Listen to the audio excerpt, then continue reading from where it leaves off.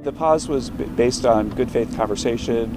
I was on a call with the president of Switzerland yesterday morning that was incredibly congenial. And USTR has informed us that there are maybe 15 countries now that have made explicit offers that we're studying and considering and, deciding whether they're good enough to present to the president. And we're setting up with the Chief of Staff's office a very orderly process to prioritize countries and to make sure that the countries that are most important for getting this to the finish line are the countries that we bring in first. We could do negotiations a number of ways. We would expect that there'll be quite a bit of movement of world leaders into the White House in the next 3 to 4 weeks. But yeah, this is a really fast process now that's not beginning today or yesterday. It began long before.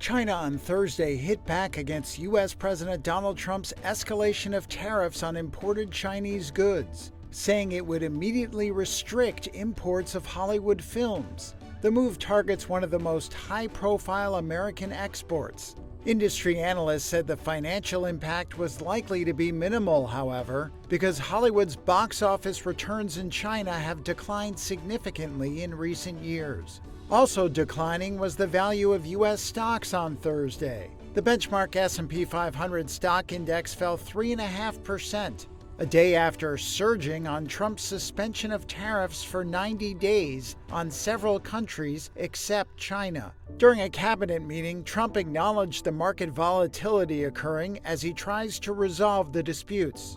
Again, there'll be a transition cost and transition problems, but in the end, it's going to be a beautiful thing. Trump also reiterated his desire to reach an agreement with the world's second-largest economy.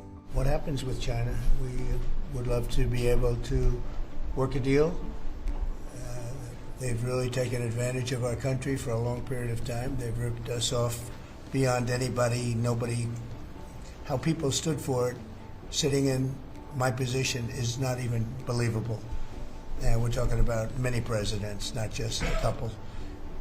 But they did, and all we're doing is putting it back in shape. We're resetting the table, and I'm sure that we'll be able to get along very well. Meanwhile, companies with complex and diverse supply chains spanning multiple countries from China to Germany were already scrambling to work out how they would be affected by duties and grappling with possible price hikes to mitigate tariff risks. The 90-day reprieve has only added to the confusion. Some companies, including General Motors, have built up inventory in the U.S. to get ahead of tariffs. And Federal Reserve policymakers this week said they continued to view the tariffs as a blow to economic growth that also raised the risk of higher inflation.